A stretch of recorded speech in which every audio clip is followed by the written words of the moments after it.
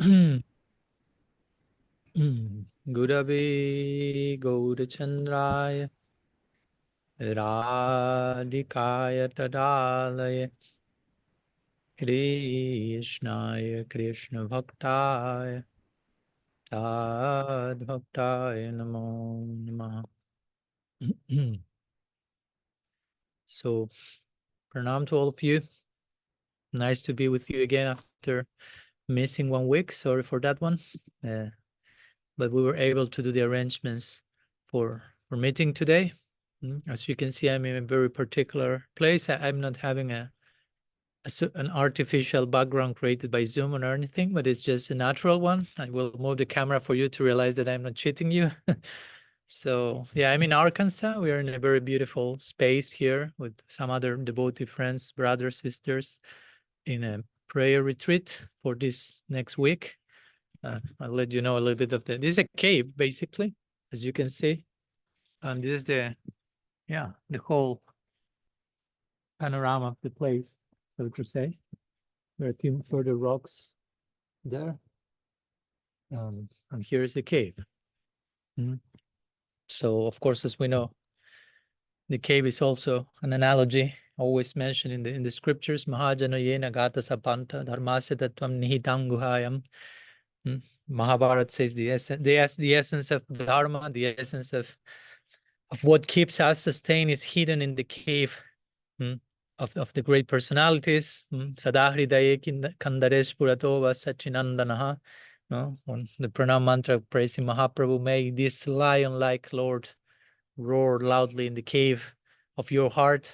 So yeah, entering a cave is very, very interesting experience, and externally, but also taking us to the internal cave, inviting us to be introspective. So yeah, I've been coming. I've arrived here a few days ago, so we are warming up here, so to say, for this coming week. But it has been so far very, very nice meeting, and also a brief report of the previous days since we didn't meet last week, because I was in Mexico during a retreat with Father Richard Rohr. You may have seen a few pictures that I shared. That was another beautiful experience. To meet with him again for the second visit, and to meet some other new friends, Brian McLaren and other members from the Center for Action and Contemplation, which is basically the organization, group, family, however you like to call it, that Richard Rohr inaugurated. And I realized that they were doing a retreat themselves, so they invited me to their retreat. So I was suddenly in the midst of the inner circle, so to say, of Richard. So it was a very endearing experience, meeting new people, new friends, and witnessing also. I already mentioned that a few times, but I will mention it again.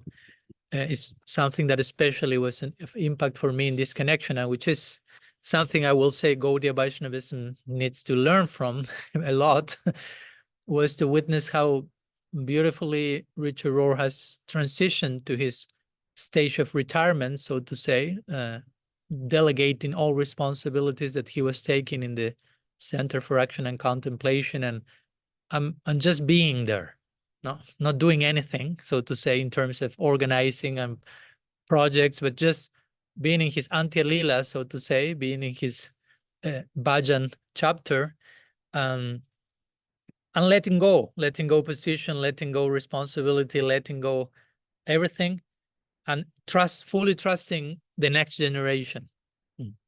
And you could see how empowered this younger generation were, like representing him and inspired to carry on with the work and to take that to new levels. But you could see that the empowerment they were having, the inspiration, was out of the exemplary way that Father Richard was transitioning, delegating, letting go, empowering others. And to be honest, I couldn't avoid thinking, well, again, in our Gaudiya Sampradaya, we need a lot to think, to learn from that, because many times we don't see elders giving that example, but sometimes we see people just clinging onto position and reputation and fame till the last breath, and failing to trust newer generations, new criteria, and just wanting to warranty the new generation think exactly in the same way that I thought, do the things exactly how I was doing, instead of listening to the younger generations and learning from them. That's what an elder is supposed to do. No,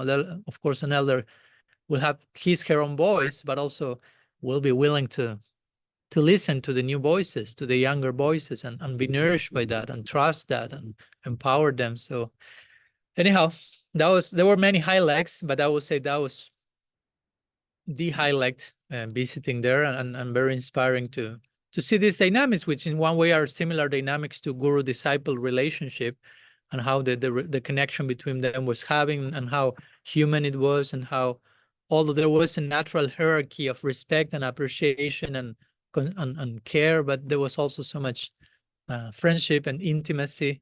So yeah, praying to see how we can integrate those patterns in a healthy way for the welfare of our community as well. So that's it, a brief report from this last days or week.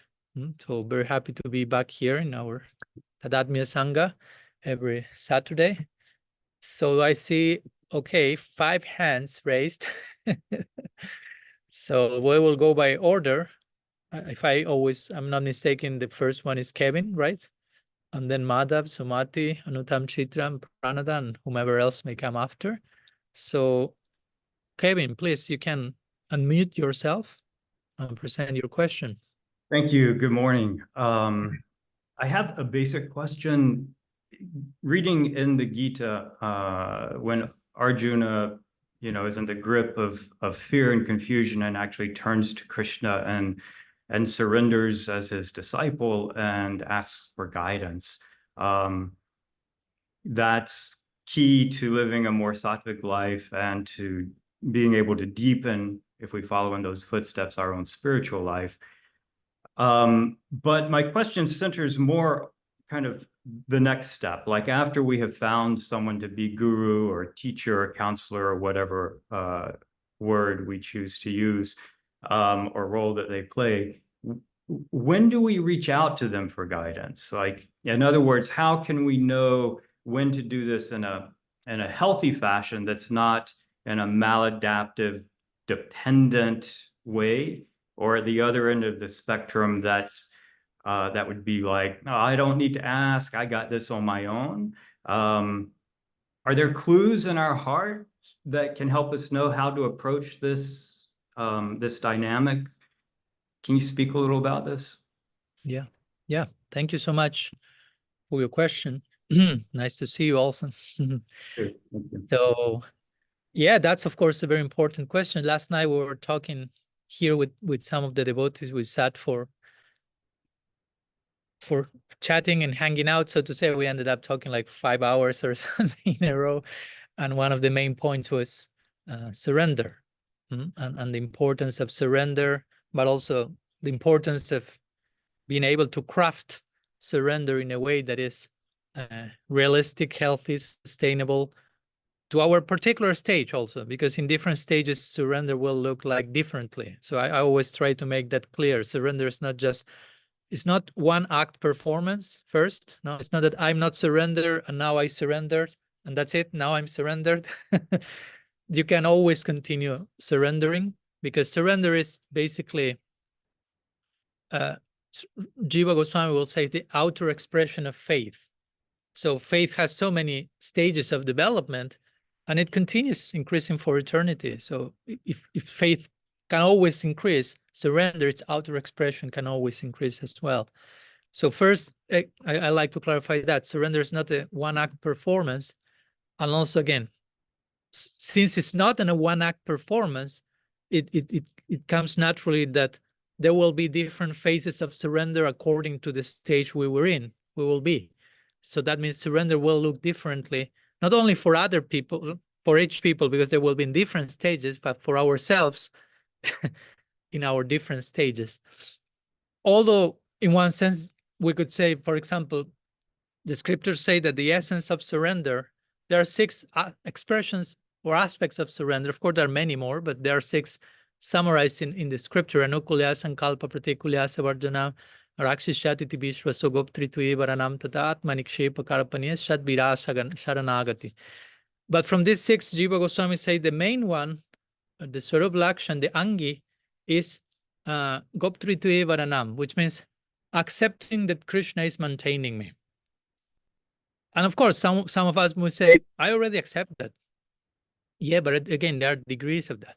So depending on which stage we are, we will be embracing that same aspect of surrender in a different way. What it means to be maintained by Krishna. That will have a different meaning, not only for each person, but for each of us in every stage. So that to create a few foundational clarification. So go into your question in relation to a guru, to a mentor, to a guide, however we may like to call him or her.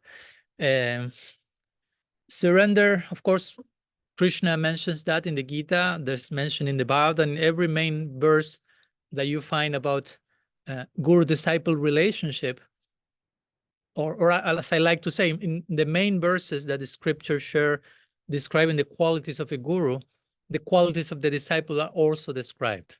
Like to make the point, it's not only important to find a guru, but to find the disciple. In other words, where am I as a disciple?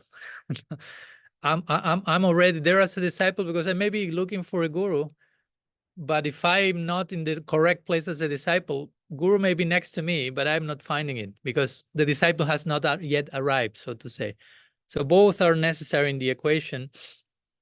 And the qualities are mentioned there, and in all of these verses, whether it's Tad Vidhi Pranipatena in the Bhagavatam, Tasmat Gurum Prapadita in the Upanishad, Tad Vijnanartam Sagurumi Vavigachet, all of them emphasize surrender. Disciple surrenders to the guru. And again, what does it mean surrender? Surrender, in one sense, we could say is, again, the outer expression of Shraddha. So there has to be faith in that person, trust, confidence, for me to open myself to be guided by that person. And that, of course, implies I have had some prior experience with that person that inspires my faith. It's not like, okay, he's your guru, surrender. And I'm like, I don't know that guy. No. Yeah, but you have been appointed to be initiated by that guru. To begin with, that doesn't work like that. No, it's not like, okay, that's your guru and surrender.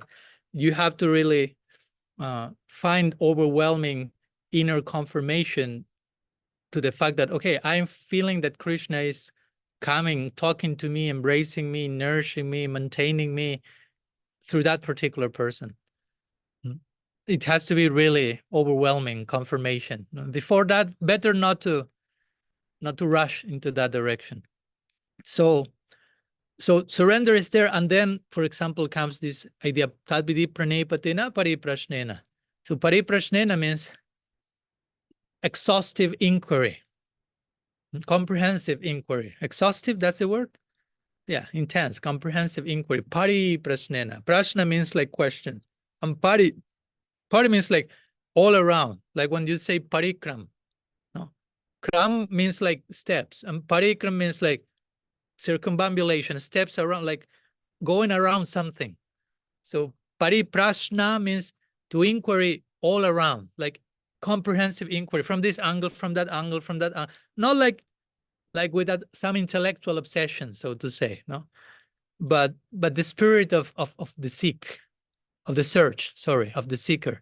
No, the Bhagavatam will say also in the 4th Chatur Shloki, etavat tattva jignasu natmana, etavadeva jignasan tattva jignasu natmana, ambaya vyatireka yatsat sarvatra sarvada. One who is looking for the absolute truth should look for this truth directly, indirectly, in every place and every time, in every circumstance. Again, not to create some neurosis, but just to depict if you are looking for the infinite, for love, for the ultimate truth, there has to be some passion into your inquiry. No, so we have to put that part. So that's the duty of the disciple, is to present relevant questions to the guru. And relevant questions means also, regarding your question, relevant question is questions that are realistic to my stage, to my situation, not questions that have to sound high, have to sound lofty to the audience, like with me concerned about what will my guru think if I ask this question, which in my estimation is stupid, but I really need to ask this question. But sometimes I've heard many times people not asking questions because they feel it's a dumb question, or they hear other questions and they feel, oh, my question in comparison with that is nothing. So we start into this shame game, basically, no comparison and shame, and we are not being relevant. We are not presenting relevant questions, relevant to our stage, to our progress, to our needs, to our concerns.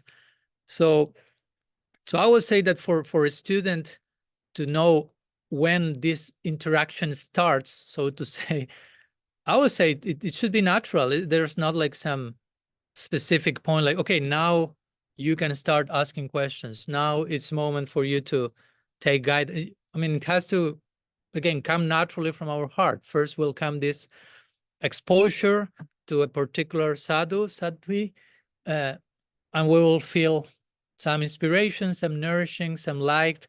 We'll allow ourselves some further time to confirm that initial inspiration. So it's not just like a dopamine peak, honeymoon stuff, but it's something that sustains itself in time. And like in any relationship, no, we gain trust, we know each other, we gain to affirm more and more through the interaction, which are the intentions of the other person. And we will have some, if we approach that particular person as a student, probably we already carry some questions, and probably those questions are answered by that person. So that's what takes us to further trust that person. And that further trust creates more openness from us. And that further openness in itself will allow further questions to happen, to come. Or even by hearing those people, again, we will receive new questions. New questions will come that we never thought we will have. Because there will be questions about topics that we never heard before. So that's part of the interaction. No, it's not only that, okay, I'm coming with my questions and please solve them. No, part of the deal is please give me new questions.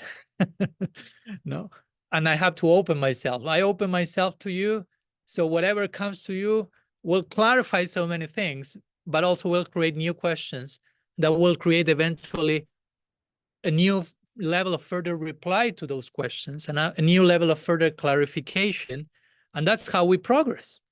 We progress through this interaction of, in one sense, questions and answers. That's what you say. We've seen all these major texts that in our tradition. Bhagavad Gita is basically that. No? Arjuna progressing through questions and answers, and Krishna replying, and Krishna's replies takes Arjuna to another level and to another level of inquiry. So another questions are there, and Krishna replies that takes Arjuna to another level of inquiry, and so on and so forth. The same with Parikshit Maharaj and Sukadeva Goswami.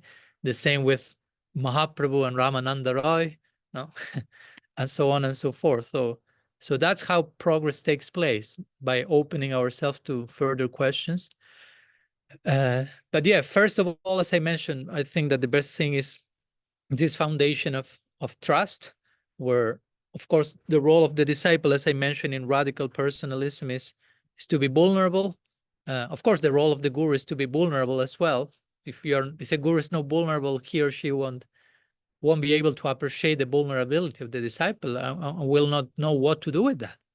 And that can be a disaster, because if someone is vulnerable, totally open, naked, fragile, and you don't know what to do with that, instead of empowering the person, you can traumatize the person, send them to hell, basically. So the role of the disciple is to be vulnerable, but again, the role of the guru as well. And that vulnerability has to happen not by force, but first of all, there has to be some mutual, undeniable experience of, like, epiphany of inspiration and trust and openness. And again, in time, that's being nourished. Gradually, we open more and more, like the lotus of our heart, so to say, opens more and more. Another way of describing the openness that we need to have, the more the light is entering, no, the light of trust, the light of inspiration, of nourishing, the more the lotus of the heart inspires, opens, sorry. The openness. We need to be open, but to be open, we need light to invoke the opening. If we want to take the analogy of the flower, no? When it's dark, we close. When there is light, it opens. No, so that openness needs to be there. And when there is openness, there will be questions. And if the questions are presented from an open place, and the person we are presenting them is worthy of our trust, again, the interaction then will carry on naturally. I wouldn't say there is a need for like too much of a protocol or like some type of fixed system. Like, okay, now it's time for the question. Now you cannot ask question. This exchange can't happen. It should be at least this is my take on it. Of course, some other people may say other things. It's just my take. It should happen organically, naturally, like a relationship with another person. Of course, one will say the relationship between teacher and student is not just any relationship. It could be the most important relationship for most, but still it's a relationship with another person, with another human being. So still it should carry those organic attributes of how a relationship unfolds gradually in time, naturally. So I don't know if that makes any sense, Kevin, or if that's clear, or it created some further doubt or question, or that's enough for today. I don't know. You tell me. That's a lot. I appreciate that. I think it added more to, I mean, I was really specifically looking how to create that healthy dynamic that doesn't border on maladaptive dependentness. Yeah. And I think what you spoke about addresses all of that. Yeah. Yeah. And I will add to that point that, how to say, of course, I appreciate that you have that concern that I don't want that to be a dysfunctional, codependent relationship approach. We have seen that so many times. So that's great. But also we could say two things, or a few things that come to one is, one, probably we may still have something of that. It can happen. And also it's part of the relationship to work out on that in time. No, and of course, ideally, if the guru has the vision or the capacity, the sensitivity to detect that in a student who is approaching from a codependent place, the guru may detect that. To give an example, I talk about that in Radical Personalism. And the guru has to have the capacity to deal with the codependence of the disciple in a way that is leading the disciple to realize her codependency and change that in time, instead of saying, you are a codependent, not yet, get out of here or something, because the person may not know what to do. They don't even know what's codependency, or that they are codependent. They cannot see it. So sometimes there may be something of that. There are degrees of all that stuff. So there may be something of that. But I think it's good to normalize that also, and to acknowledge that we can navigate those things, even if some of those things are, instead of let's wait for the pristine, ultra pure moment when nothing of that is there, and only then we can begin. And probably it will never begin like that. So better to start from where you are, from where we are, with sincerity, with openness, and whatever still is on the way, it will be part of the work in the relationship, basically, right? So just those further thoughts to connect with your point. So thank you. Thank you so much for your question. Okay, so let's go to the next one. Madhav is raising his hand. Hare Krishna Maharaj, Dhanwad Pranam Maharaj. Right. So nice to see you after so long. Maharaj, yes. I have a question regarding drinking milk for devotees. Oh, I'm hearing the streaming a little bit interrupted. So I think this is a thought. Am I audible? You have a question regarding what? Drinking milk? Drinking milk. Yes, Maharaj. Is it audible now? Yeah. Better. Maybe without camera will be better. Yeah. So basically, I've spoken to different devotees about this particular issue. So as we know that cows these days are not treated as well as they should be, and how it is supposed to be according to Vedic standards. And different devotees say different things, that we should turn vegan, or we should take only ahimsa milk, or different things are there, different ideas are there. Prabhupada says that we have milk is essential for the human mind, and there is this big thing about cows in the Indian culture. So can you this? Would you say at the end if I can say some words on that? It got interrupted. Yes. Yes, okay. Please. Okay. Milk. It's interesting because again, last night we were also touching upon that. It was funny. Yeah. Actually, yeah, we touch upon that from another perspective, because sometimes there are devotees who, as you mentioned, some of them will turn vegan in the context of what you just described, and some others will criticize their veganism, like saying, but Krishna loves milk products. And we were basically talking like, no, actually Krishna loves bhakti. No, that's his diet is based upon bhakti, not upon milk products. No, Krishna said, Patram pushpam phalam toyam jo me bhakti prayachati tadaham bhakti paharitam ashnami prayatatmana. No, he says, you can offer me flour, fruit, water, leaf. By the way, all vegan products. I'm not promoting veganism here, I'm just joking. But Krishna is saying, water, leaf, flower, fruit, but he says twice bhakti in that verse. Like implying you can offer me anything, I mean anything, but he makes like even something as simple as a leaf, but bhakti, no? That has to be the main meal, so to say. The external thing is an appetizer, if you want to put it like that. But the main meal, the feast, is the bhakti we are putting into our offering. That's his diet. His diet is based on bhakti, like the famous example with Vidura's wife, no? That he gives Krishna the banana peel, you know the story. And Krishna literally eats the banana peel. Because in this verse of the Gita, he says, if someone offers me with love and devotion, flower, fruit, etc., I will accept it. So Krishna can accept. It doesn't mean he will eat. Now you can offer him a banana peel with love, and he puts a hand, thank you, but he's eating that. You can offer him a flower. He's not, generally you don't eat flowers, although they are the edible flowers. Krishna will eat the flower. So the point is how passionately thirsty he is for bhakti. So if there is enough bhakti in the offering, he won't care for peels and all that stuff in between. He will swallow it all. So that's an important point to lay the foundation for those who may try to justify one thing or the other, saying Krishna likes this preparation, that preparation. He likes that, of course. I'm not saying, provided there is bhakti. If there is no bhakti, you offer him all the milk on planet Earth, he's not attracted to that. Like what Duryodhana was offering to Krishna before he arrived to Vidura's house. I'm sure there were lots of milk products on that table.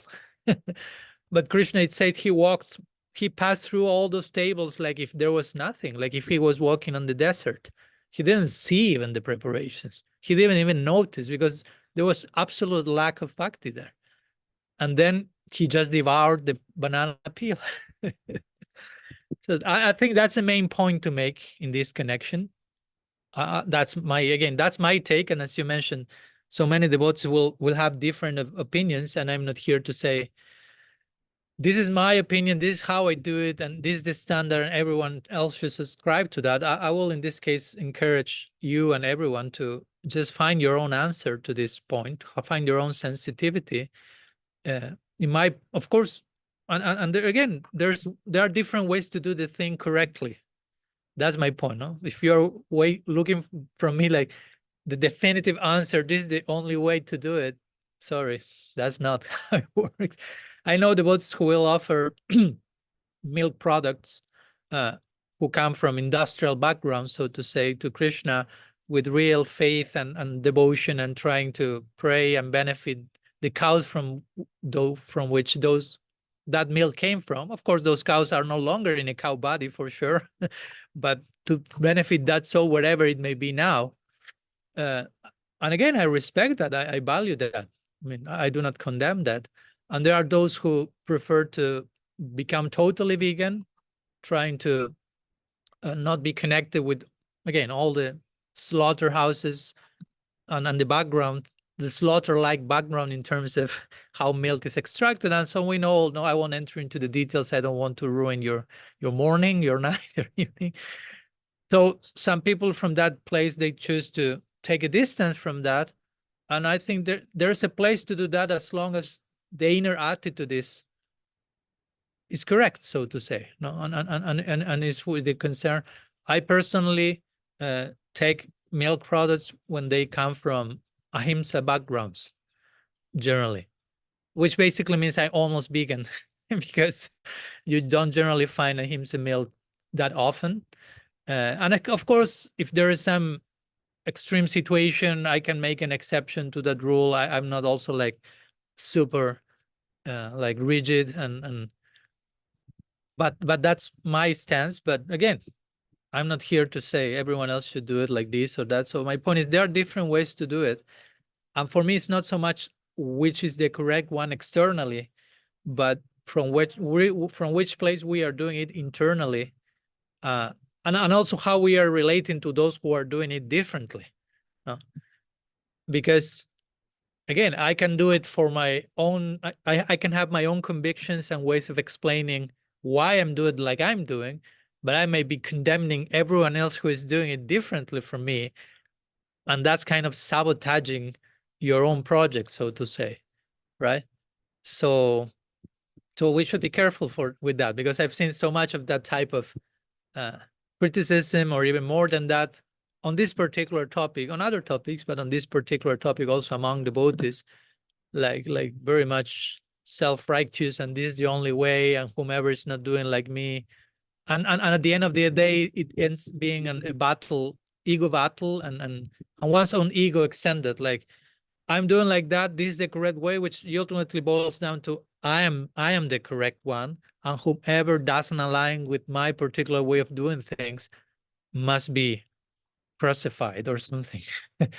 So many times, again, the outer facade of the argument may seem very noble or very refined or very deep, depending on the topic, but many times behind these lofty presentations, there is such a primitive, unresolved issue yet, in terms of ego, in terms of narrow-mindedness, in terms of who knows what. So yeah, that's what I will say. There's no one single correct way to do it, like with so many other things in life, by the way. I can understand that in certain stage, some of us may need, like, give me the right way to do it. Give me the magical formula, how to do everything, how to deal with milk, how to chant my rounds, how to go to the bathroom, how to whatever. And which is the correct way to do it. And again, there is a place for that in certain stages of life, more black and white. I'm not condemning that, but at one point you start to realize, yeah, there is more than one way to do it correctly. It doesn't mean that anything goes, but it doesn't mean either that there's only one way to do it correctly. So then we are invited to enter into these waters of diversity and navigate, and also pay attention to our gut feeling, and develop a proper criterion, and at the end of the day also owning our experience, so to say, and take responsibility for ourselves. So in my case, that will be my answer. Like, to you, it will be like, okay, find your own answer to this particular topic. No? I mean, I have expounded some possibilities and some reasons why those possibilities are viable, but it's like Krishna at the end of the Bhagavad Gita to Arjuna. What does he say? Now, he exposes all the Gita, all this wonderful knowledge and different ways of approaching reality through that knowledge, if you will. And at the end, what does he say to Arjuna? He says, okay, now you decide what's better for you. That's it. Krishna is not telling him, this is the way and do it now. He's telling, okay, now you think about what I told you and act accordingly to whatever you feel it's the best. So that's part of the deal, so to say. We have to, I mean, we are presented with knowledge and information and examples and inspiration, but there is a point where, so you decide now, what do you want to do with your life? or in this particular topic or any particular topic. So I think that's important. That's empowering to always leave that door open. Like, okay, you choose now. What do you think? Reach your own conclusion. We can continue talking about it, so to say, but also honor the agency of the other individual, the other human being. That's what comes now. I don't know if that helps, madam. Yes, Maharaj, thank you so much, Maharaj. I asked a simple question and you put it in a much deeper context. So that really helps a lot. Thank you so much. Well, thank you for the question. Jai. Okay, let's continue. We have Sumati raising her hand. She must be tired from so many minutes with the hand raised there. So the digital. Mara, oh yeah, I can put that down now. Still you have the question, so you can. Okay. Yeah. Yeah. So I was reading this morning in Srila Sridhar Maharaj's book, The Search for Sri Krishna Reality, the Beautiful. Okay. And he just read it like 2 weeks ago. Okay. Yeah, we are on the same page, literally.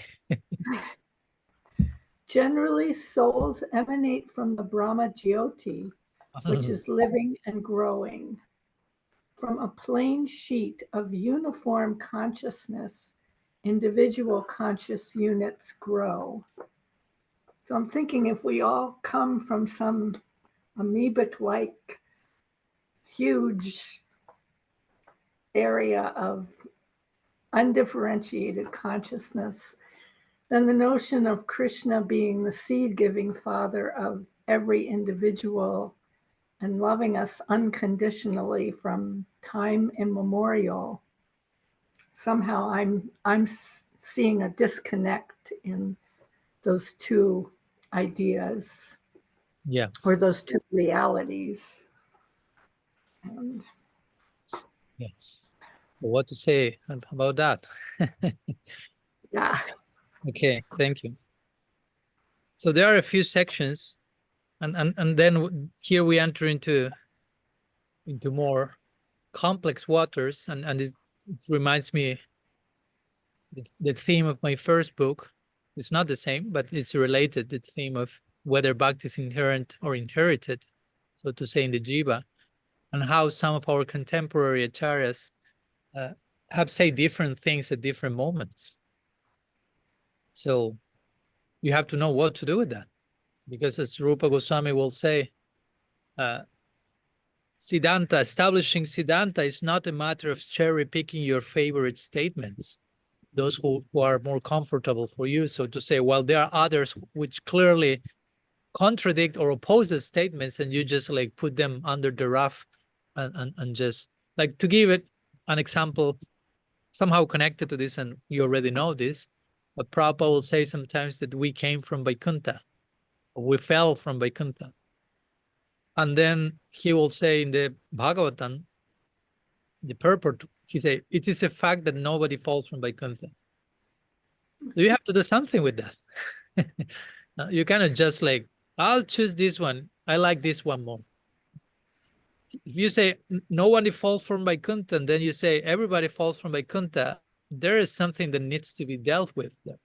And with this, I'm not blaming Prabhupada. I'm just saying you have to do something with it. And then comes the criterion to, okay, how to approach those types of statements. Is there a relative consideration? No, because in the beginning, when some of us may think, okay, whatever the Acharya says is absolute always.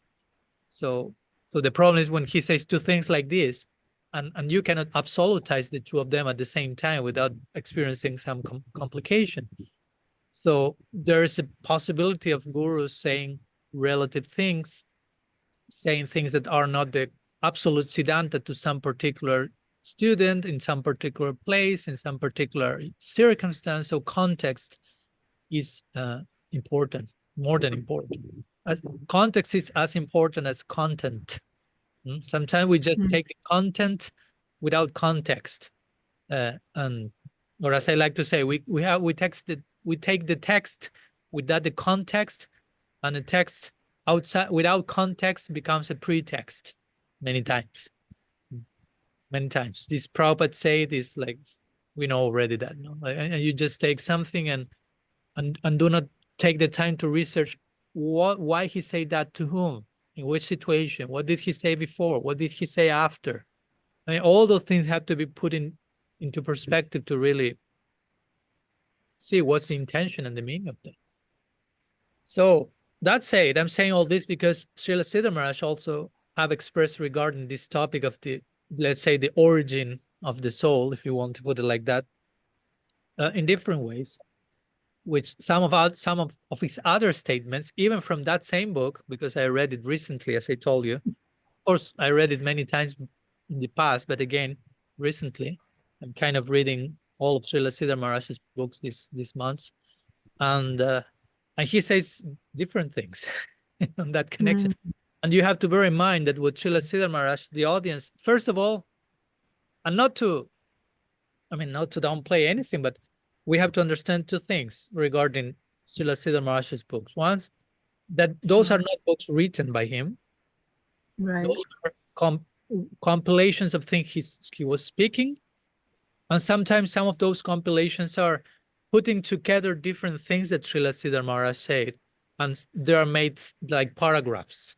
It's not like exactly everything you read, he spoke like that in a row. Okay. I know that because I have almost all of his audio recordings, and you hear his audio recordings and you connect, oh, this is a part of Sri Guru and his grace. But if you go to the book and you listen to the audio, it's almost the same, but there are some slight things that are not there. Because again, one thing is an informal conversation with some other things or words in between. Another thing is you edit that for a book. So I think that's important to consider, not to rest merit to the wonderful content of those books. I love them. I'm reading all of them now. And also, again, those are conversations that Srila Siddhar Maharaj has, mostly with disciples from Srila Prabhupada, who came to him after mostly Prabhupada passed away, looking for guidance and siksha. So we have to understand that he was giving answers to specific people in a specific circumstance. And sometimes we do not know who he was talking to and what was the particular situation and case. So in some cases, he may present or adjust some topics of his presentation to suit the digestive capacity of the audience, as we will say. There is reference for that in our Gaudiya history. Again, I made that clear in my first book. We have many examples of how that was done many times. So I will say that in that case, that will be my argument. So to say, this idea of falling from Brahmajyoti will be part of that. Because there's no Shastric statement that we fall from Brahmajyoti. That or that we are that. No? Because again, and I talked about that many times also. No? We did a whole podcast with Namrasa on this topic only, no? The origin of the jiva. So it's clearly, I mean, Srila Siddhar Maharaj many times spoke about that, but then he quickly related that to the experience of being inside Mahavishnu. Now, at the end of every creative period, it is said, like all the jivas existing in any given universe, they merge into Mahavishnu till the next breath, so to say, of Mahavishnu and the next creative cycle. So in that period that every jiva is in Mahavishnu, the jiva is not aware of his own existence. It's kind of an homogeneous state. And that's compared to Brahman experience. Not because we come from there, but because there's people who want to go there, as we know, Brahmavadis, they practice Jnana, Advaita Vedanta, they want to merge with Brahman, so to say. And their experience is like undifferentiated consciousness, which resembles the experience in Mahavishnu. So sometimes when Srila Siddhar Maharaj mentions we come from Brahman, in one sense, he's saying we come from Mahavishnu. Again, we don't come from anywhere because there's no starting for the soul. We are eternal. But just talking about something eternal doesn't fit between our ears. No, it's too much. We cannot think infinite. We cannot think something without beginning and end. You cannot. The head is not made for that. So, but somehow we will say that the source of the Vada Jivas, technically speaking, is Mahavishnu. Source doesn't mean a beginning in time, but Mahavishnu is kind of the facet of the divine dealing with material experience, and we as conditioned souls are connected with material experience from Anadi time. That's what the scriptures say regarding the conditioning of the jiva is Anadi, which is no beginning. And again, you cannot think something without beginning. It's difficult. You cannot conceive that. So in that sense, I know it's complex. Whether you say we fell from Vaikuntha, that it has its own problems. No need to go there. That's very complicated idea to say I was in Leela serving Krishna and suddenly I became envious and I fell from there. And it's like, how can someone become envious there? No, I was affected by the gunas. Gunas do not enter there. And for you to be there, you have to have prem. If you attain prem, you cannot fall. And if you fall from there, anyone else can fall. Radharani can fall from Vaikuntha, from Golok. Krishna can be. What? It's complicated. That's possible, to be honest. But also to say that we fell from Brahman has its own problems, because how do you understand? We were in Brahman, and sometimes they say you had the chance to choose between from Brahman coming to this world and going to Golok. But what's the value of that choice if I haven't experienced any of those? If that will be hypothetically the idea. If I have never been in the material world, never been in the spiritual world, I'm just in Brahman, and I was like, hey, take your chance. And I like, but what's the value of choosing something that I don't have an experience of? It's just like gambling, basically. I go there. It sounds very strange. And again, Brahman is one of the three aspects of the absolute. Brahmeti, Paramadmeti, Bhagavaniti, Shabdyate. In Brahman, there's no influence of the gunas. If someone attains Brahman, if someone is here practicing a particular process to attain Brahman, you cannot fall from there, because there is no gunas that will make you fall. So if you were originally there, how can you fall from there? There's no entrance of Maya Shakti there. So nobody can fall from the absolute, so to say. Brahmeti, Paramadmeti, Bhagavaniti. So yeah, I will take those words from Srila Siddhar Maharaj in that particular light. No, like actually, because again, many other things he said at other times and so on, he's mostly talking about our source being Mahavishnu. And in that sense, we could say, okay, if we have if our conditioning has no beginning, and again, this is complicated. Oh, they started some kirtan over there. Can you hear from there or no? Okay, I can hear. Some people may say, well, but if we have been conditioned without beginning, that's cruel from Krishna, because why he allows that? Or why he has created us in such a way. And again, he hasn't created us. No. And you can see how ingrained that idea is, because many times I talk on this topic, and many times many devotees who know that the soul is not created, when the topic comes, it's like, but why Krishna created that in that way? And it's like, no, he didn't create it. Oh yeah, sorry. But it comes. No, the idea that there has to be a beginning. Because we cannot think in other terms generally. We cannot think in terms of something that has no beginning, no end. It's difficult to think. The material world has no beginning. We have no beginning. That's what Baladevi Debushan says in his purport to Bhagavad Gita, I think 13:20. He says, Maya Shakti has no beginning. It's a Shakti of Bhagavan. It's eternal. No beginning. The jiva, the soul, has no beginning. Therefore, the relationship between the two must be without beginning. And he said anadi karma. That's it. No? The connection between the jiva and Maya Shakti, we call it karma. And one and the other are without beginning. So their relationship must be without beginning as well. It's like simple logic. But again, we cannot like penetrate the mystery of something without beginning. But the point is, Krishna hasn't created anything. It already exists forever. And he loves us unconditionally, and he gives us the freedom to choose. That's a symptom of love.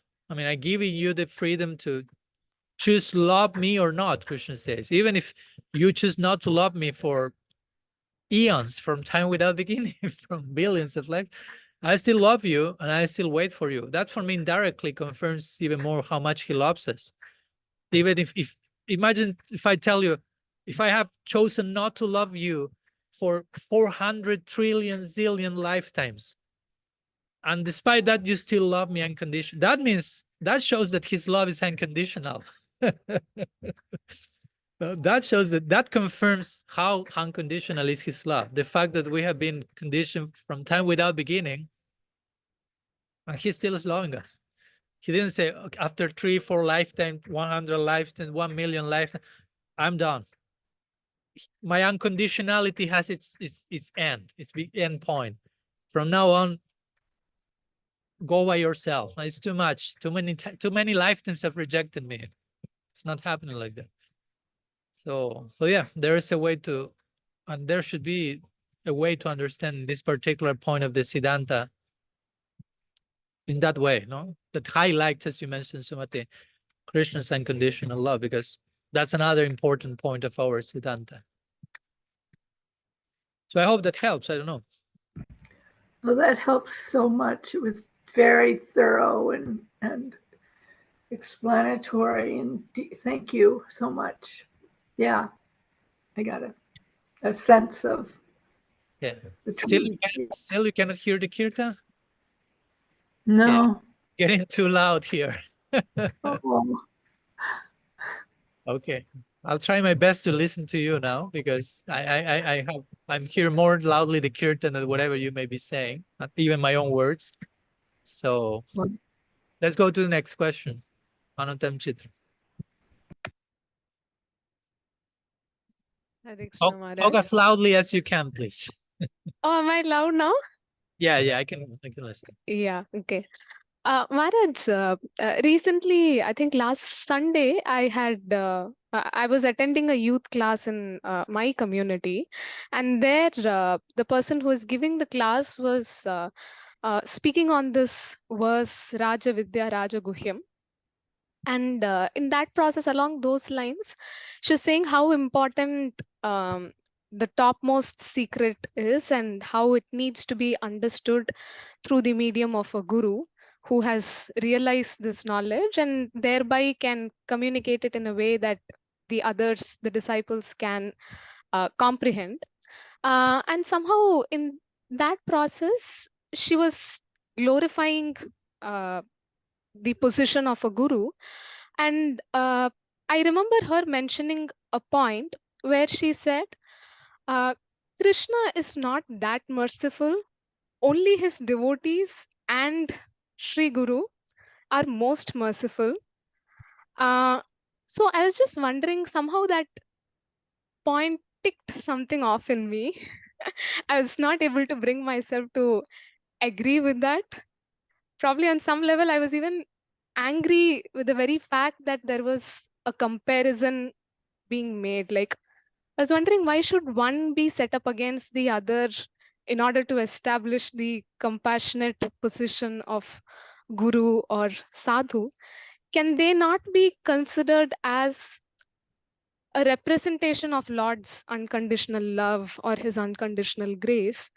And this is one pattern I've noticed multiple times, where in order to establish the grace of guru, seems as if, for example, even this verse is quoted where Lord Shiva is instructing Parvati that Vishnor Aradhana Param, but then after that he's saying the worship of my devotees, the devotees of the Lord is even superior to that in one sense. And another example that is given along these lines is this famous pastime of Jagai and Madhai, how even Mahaprabhu almost invoked his chakra and was about to kill them.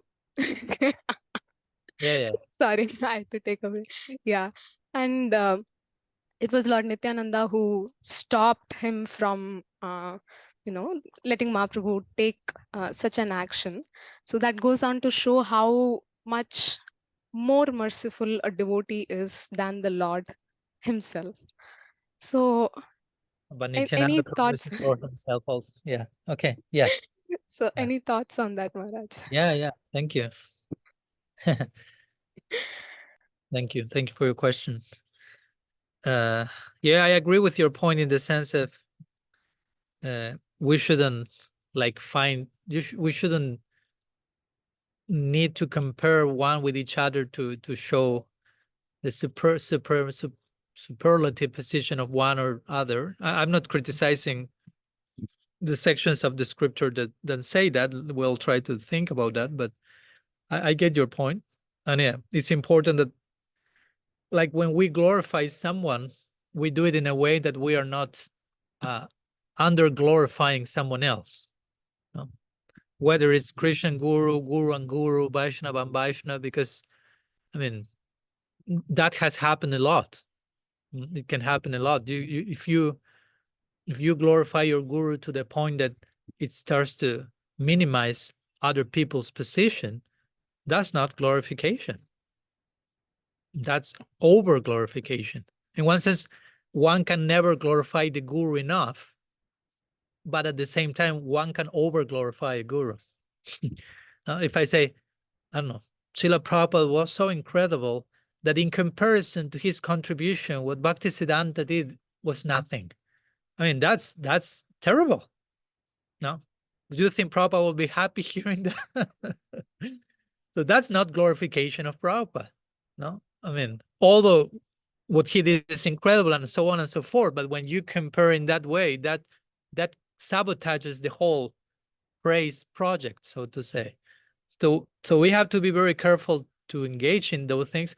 And also, therefore, we have to understand when some of a similar pattern appears in the scriptures, like some of the examples you mentioned, how to understand them so we don't take them in that same way, or we don't copy paste that and starts to compare one thing to another in our attempt to prove whatever, the supremacy of this person or whatever, this form of God, this other form of God.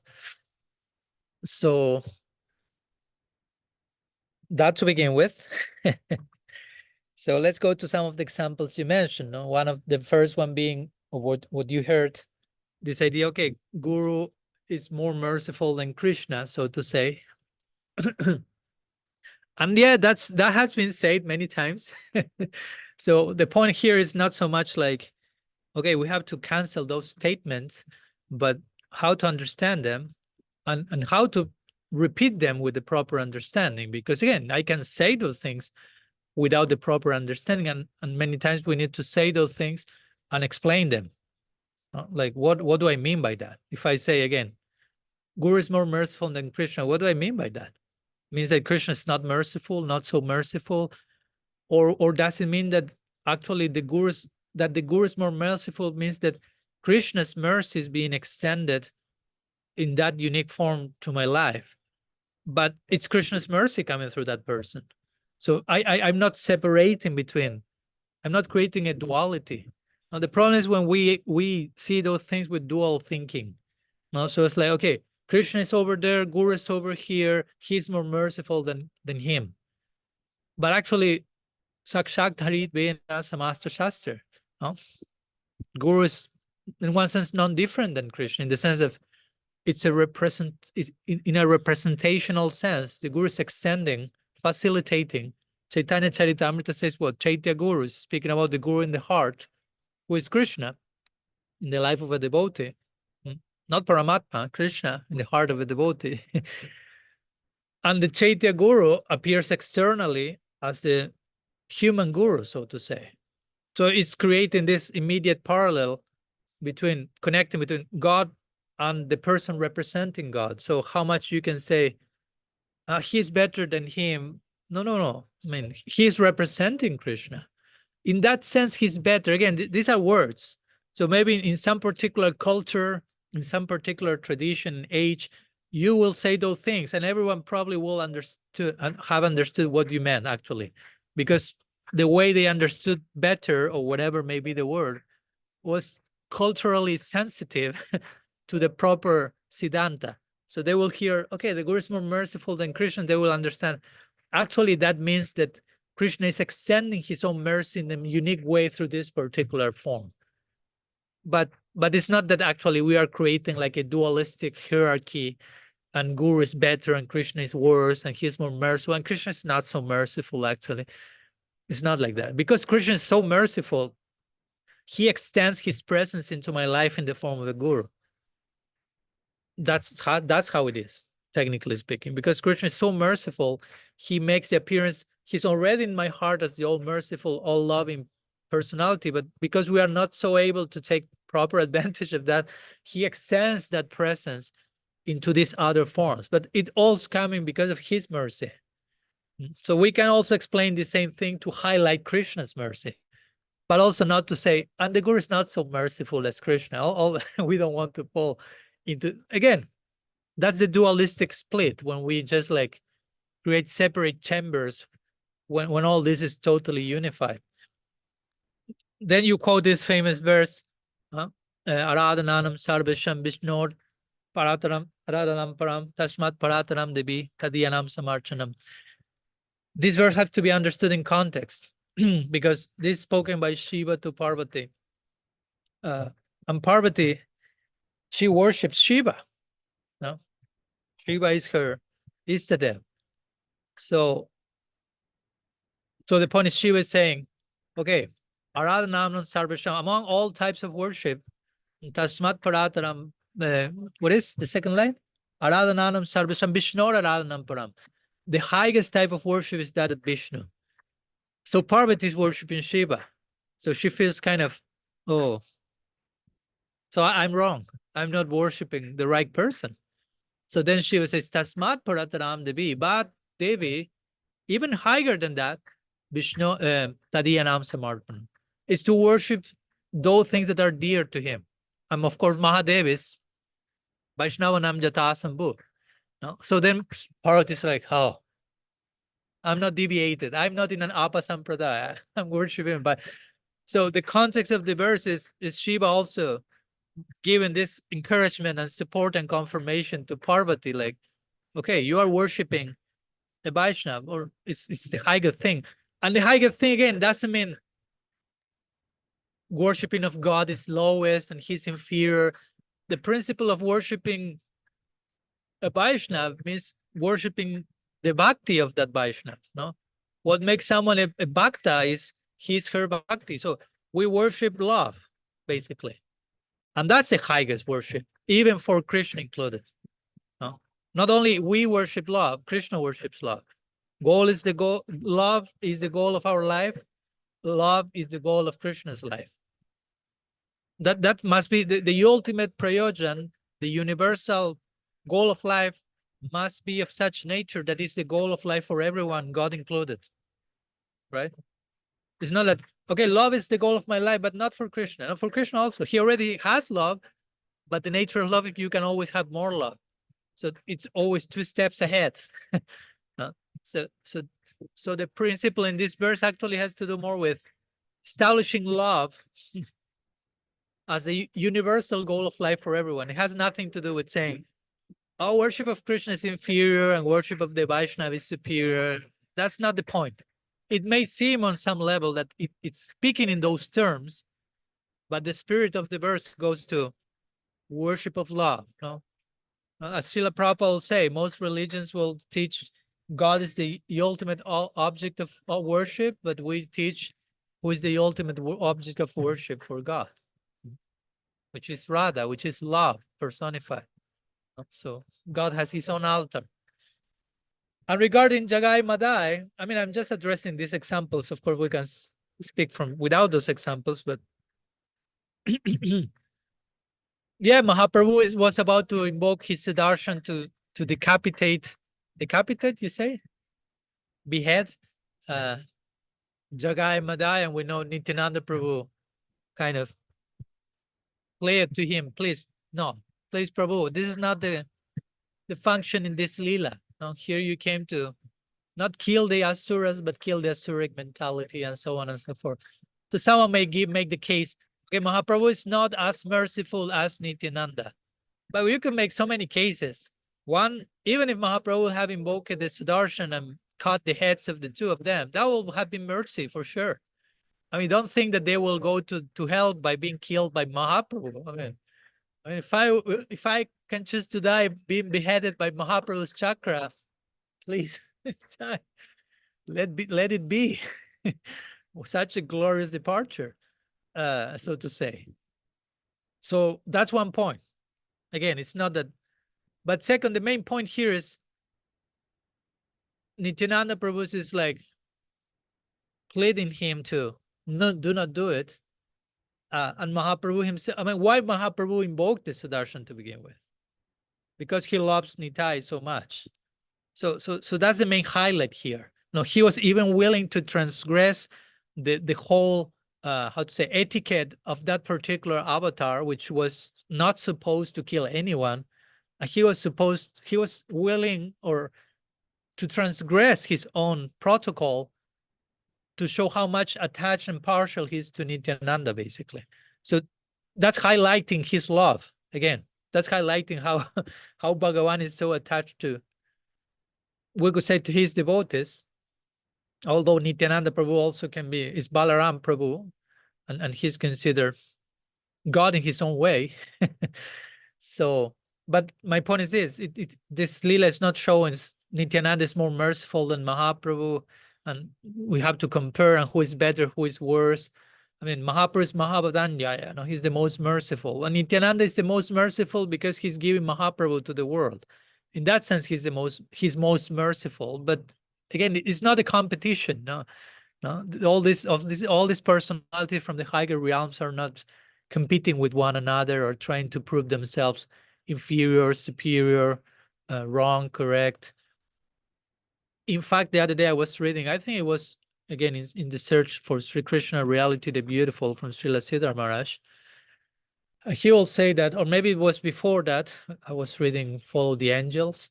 He will say, unless it's absolutely necessary, we shouldn't establish the difference in position in terms of bhakti of different personalities, like Sukadev Goswami, Lakshmi, Pandavas. No, there are different devotees with different types of bhakti. And he say, unless it's absolutely necessary for some particular purpose that we need to highlight or compare, we should never enter into that comparison game, because each of them is glorious in their own way. Each of them is pure, existing in the eternal realm.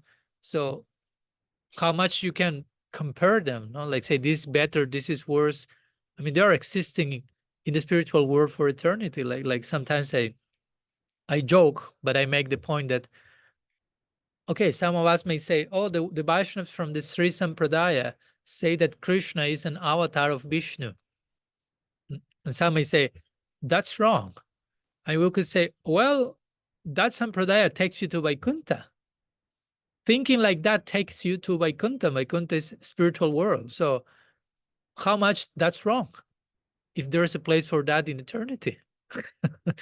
So we, again, be careful of engaging in comparison and saying this is better, this is worse, this is wrong. That has its place in eternity, and that's perfect. That's glorious. And like Krishnadas Kaviraj Goswami will always say, every devotee will feel that their relationship with God is the best, and every one of them is correct. Again, it's not about comparing this is better, this is worse. Everyone feels it's the best, and everyone else feels it's the best, my relationship, but everyone else acknowledges how the best for the other person is the best. That's the whole Brihad Bhagavatamrita, basically, in one sense. That's one of the main messages of the first book of the Gaudiya Sampradaya. If you count Gaudiya Sampradaya starting from Mahaprabhu, the very first book written was Brihad Bhagavatamrita by Sanatana Goswami. And one of the main messages there is that Narad Muni traveling or Gopakumar traveling, depending first part or second part, and witnessing so many degrees and forms of devotion, and all of them appreciating each one of those. Even though they have their own call, they're appreciating. They're not comparing and saying, you are worse than the last place I visited, and you are better than these guys over there. No. So yeah, I will say that when we find those types of statements that seem to be showing some type of hierarchy or comparison, we should find a way to explain and understand them in a proper way, like I've tried to do with some of the statements you shared. And to also, again, understand that there are certain ways of speaking and expressing in the scriptures, in certain culture, in certain times, that convey certain ideas that may not be conveyed in the exact same way nowadays. And we need, of course, to learn to understand and present those teachings so the original idea is still conveyed properly. Because if not, we may just do copy paste and end up creating a culture of discrimination and comparison in a toxic way, and that can give place to criticism, offense, and things that we don't want to happen, all of them justified in scripture, which is not the idea. So does it help, Anutam Chitra? Yes, Maharaj, yes. It actually addresses my question also. And in fact, I even asked one person, like she was quite new, after the class for feedback, like how she felt about it. And I remember this person saying that she was feeling quite insecure when she heard the speaker say that the Lord is not that merciful, or Krishna is not easily pleased. So I also see that that creates insecurity in the process of developing faith or establishing trust in Krishna, and that can greatly hinder surrender also. Because this person was telling me that, okay, I feel that until and unless I match the standards of a sadhu, I don't think I can be considered a devotee in one sense. And there is even a question of, okay, why am I even worshipping Krishna if sadhu is more grateful? I can just go ahead with that. I was just seeing that those words of that speaker had its own dysfunctional effect in Yeah, one sense. Of course, not intending to criticize the intention of the speaker, but then it certainly did not sit well with some. yeah, So yeah. I mean, of course, I don't know who is the speaker, and we have nothing against her, but uh, it's just an example of things that happen often. That sometimes someone may say something in a class because probably he or she heard the same thing from someone else, or even read it from the scripture, but without the actual understanding what does this mean, and it's just repeating the idea, and then you see the result in the receivers of the idea, no? Like, I'm disturbed, I'm uncomfortable, I'm angry. Why this is affecting my faith, my surrender, which is the last thing we want to happen. Exactly the opposite should be happening when we hear Harikata. Now, if we sit on the Vyasasana, is to honor and serve and nourish the faith of people, not to, of course, again, there was no intention to disturb the faith, but it can happen nonetheless. So, and as you mentioned, it can convey a very, how to say, a very unrelatable idea of God, basically. As you say, no? Krishna won't be pleased that easy with you, okay?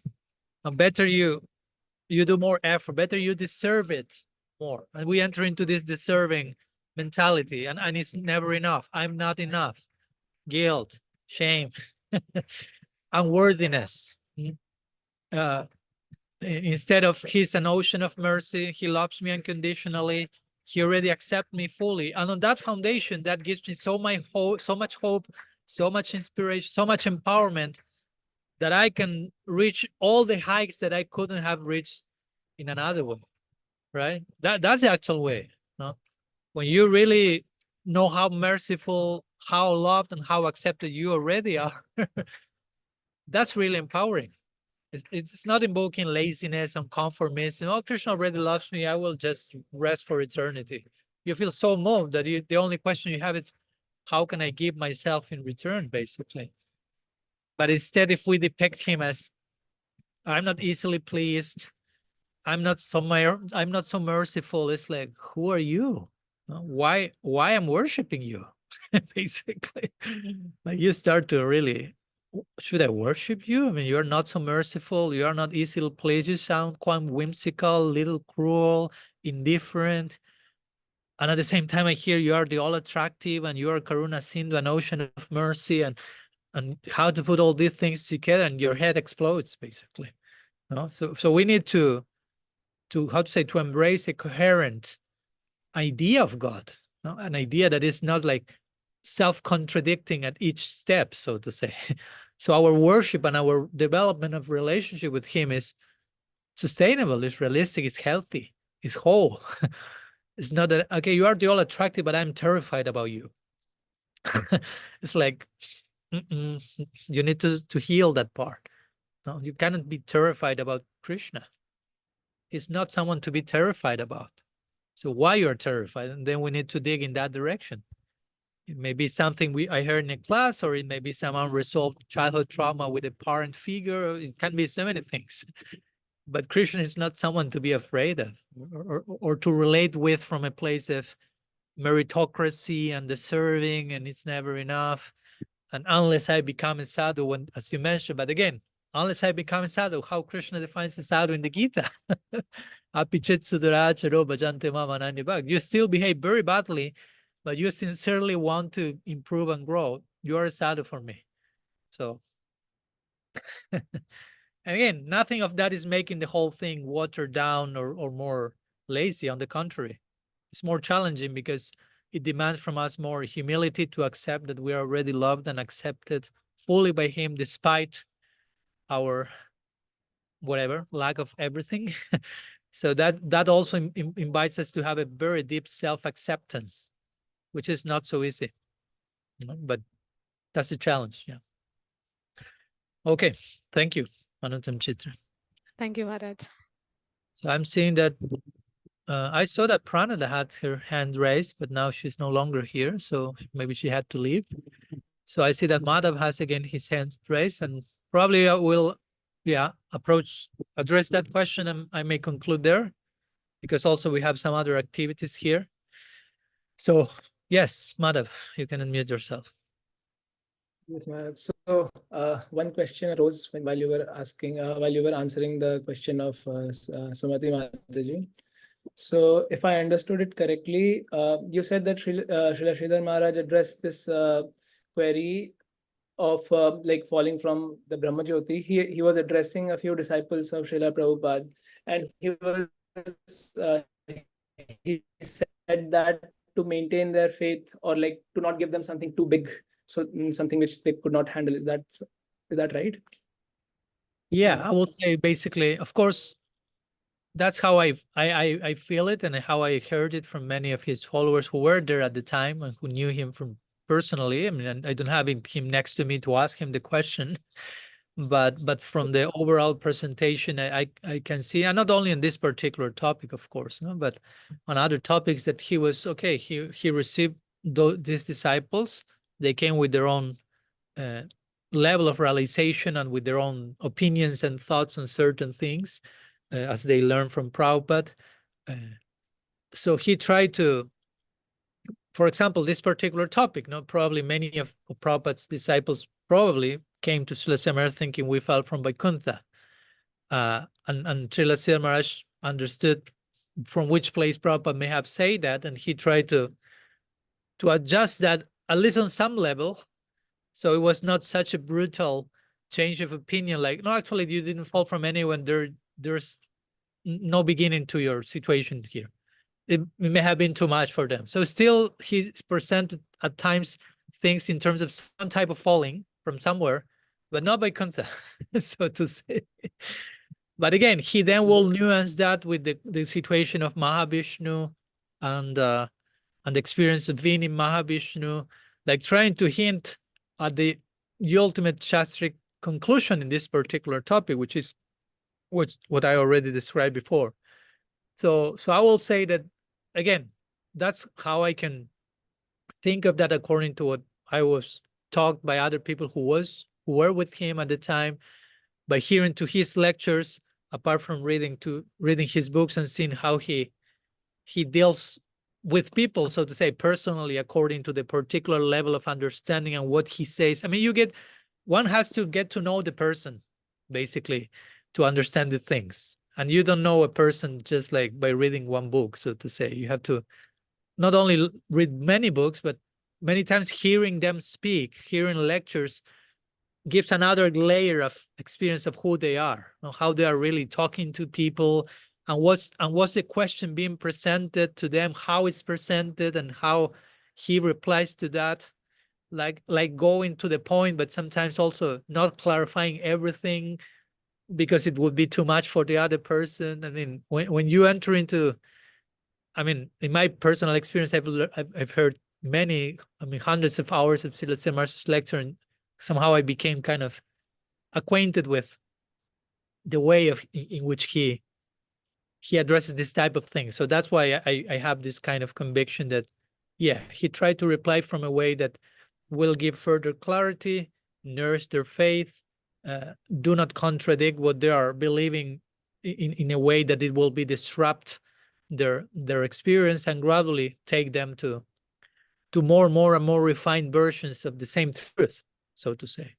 Which again, we find that everywhere in different ways. No, I don't know. The Bhagavatam starts and Sukadeva Goswami starts answering to Parikshit Maharaj, describing the universal form. No, he's not talking about the Rasa Lila.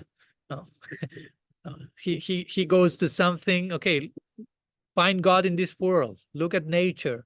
Appreciate the divine in nature. And from there we go here. And from there we go here and here and here and here and here. And then, okay. And even when Parikshit Maharaj says, but already 4 days have passed and you haven't described Krishna Lila yet. Can you please describe Krishna Lila? Krishna is my Istadev. I'm just waiting for that. And Sukadeva Goswami describes the whole Krishna Lila at the end of Canto 9 in 2 verses. So he gives like the encapsulated version of Krishna Lila, 2 verses, to test, also to see Parikshit, okay, it's okay. And Parikshit says, this is just the appetizer. That's the trailer. Please expand. So then comes the 10th canto.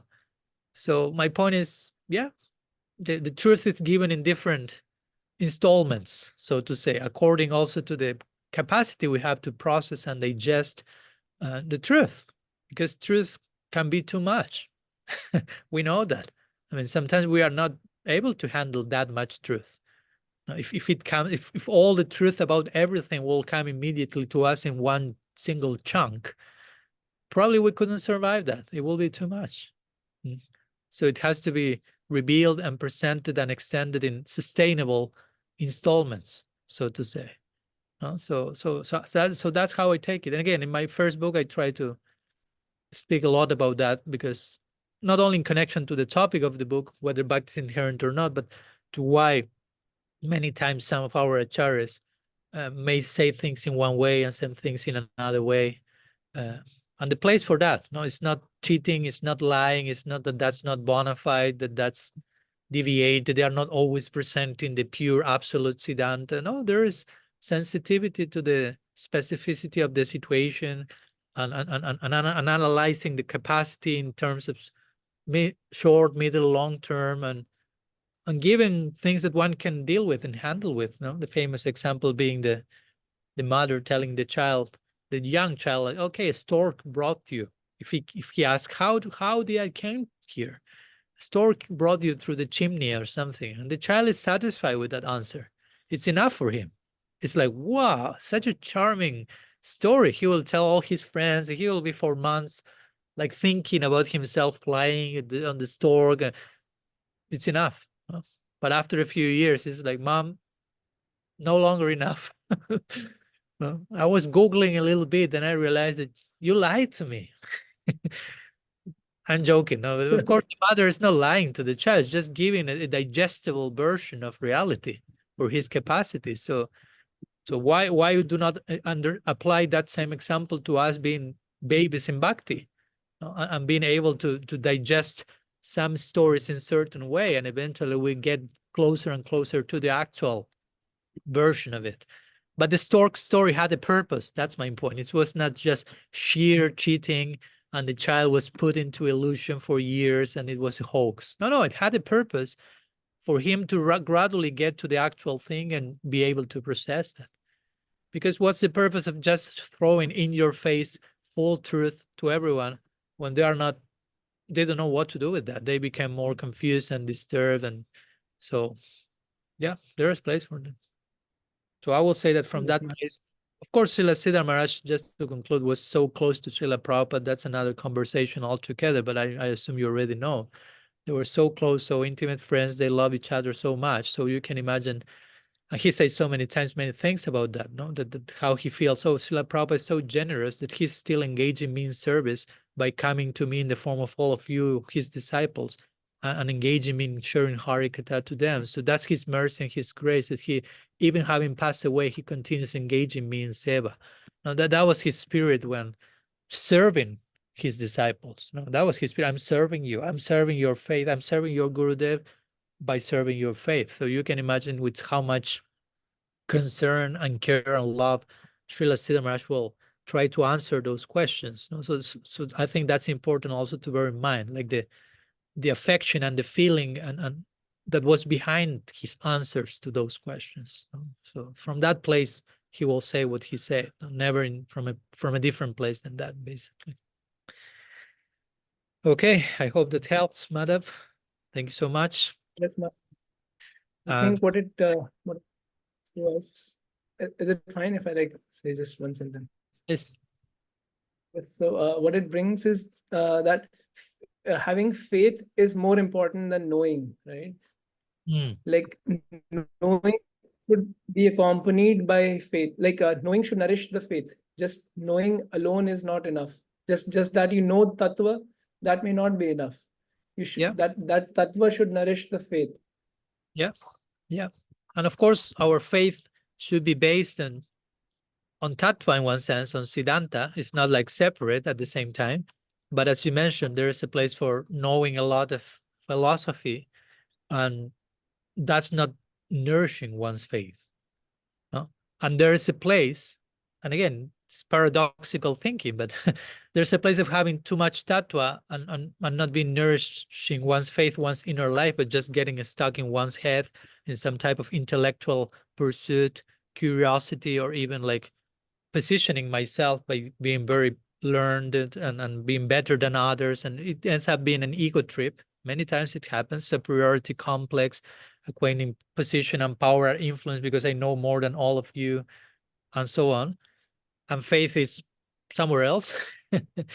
But sometimes there is place for, again, saying something that is not exactly tattva, the ultimate conclusion, but in a way that is nourishing faith and is taking person to develop the capacity to understand the full picture of that conclusion.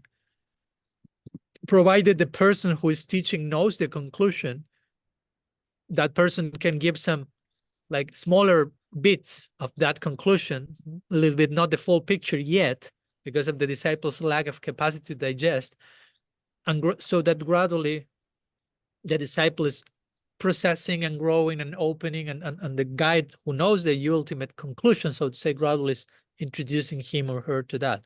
So there's place for that. No, we have seen that, we have witnessed that. So, I mean, that not to again, the person who is doing that knows the actual Siddhanta, which is not the same thing that I don't have a clue what's Siddhanta and I'm teaching half-baked things and to nourish people's faith. Well, that may be another thing. That's confusing. So I'm not promoting that here.